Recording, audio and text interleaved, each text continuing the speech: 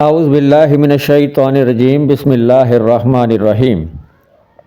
ایک مرتبہ کا ذکر ہے کہ حضرت عیسیٰ علیہ السلام جنگل میں سفر کر رہے تھے کہ ایک نادان اور بے وقوف شخص ان کے ساتھ چل پڑا۔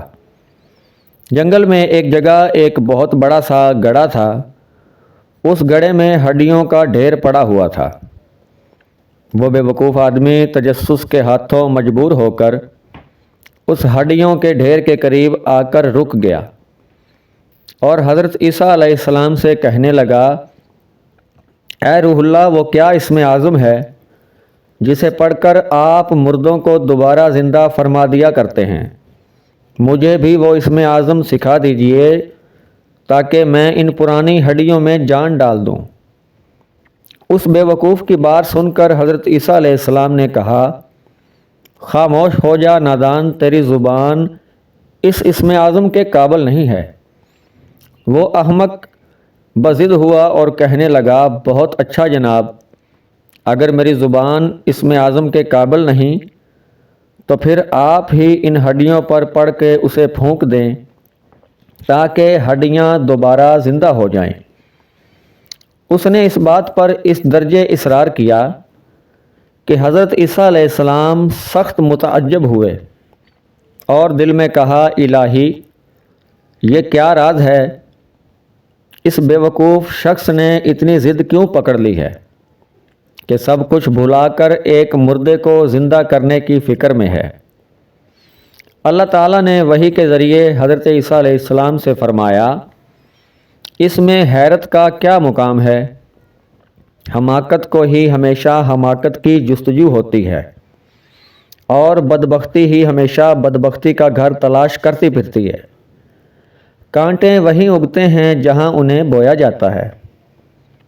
اتنے میں اس بے وقوف نے پھر اپنا اصرار دہرایا اور جب حضرت عیسیٰ علیہ السلام نے اسے سمجھانے کی کاوش کی تو وہ ناراض ہو کر بولا، اے روح اللہ، خدا آپ کو جس معجزے سے نوازتا ہے اب آپ اسے حقدار کے لیے استعمال کرنے میں بخل سے کام لینے لگے ہیں، یا شاید اب آپ کی زبان مبارک آہستہ آہستہ اپنا اثر کھو رہی ہے۔ یہ سن کر حضرت عیسیٰ علیہ السلام نے اللہ کے حکم سے ان ہڈیوں پر اسم اعظم پڑھ کر پھونک دیا۔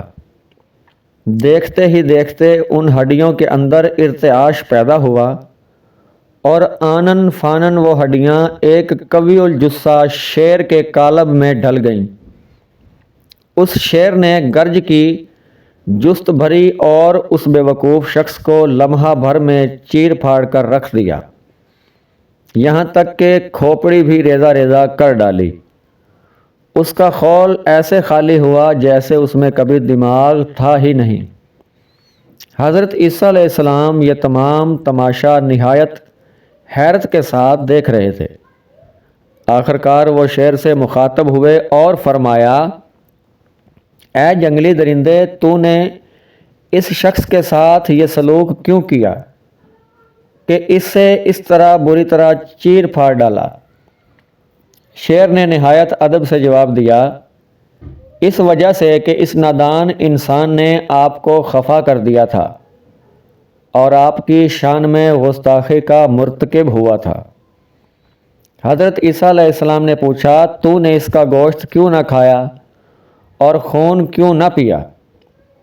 شیر نے کہا، اے خدا کے نبی، میری قسمت کا دانہ پانی اس دنیا سے اٹھ چکا ہے۔ اگر اس دنیا میں میرا رزق باقی ہوتا تو کیا میں زندہ نہ ہوتا؟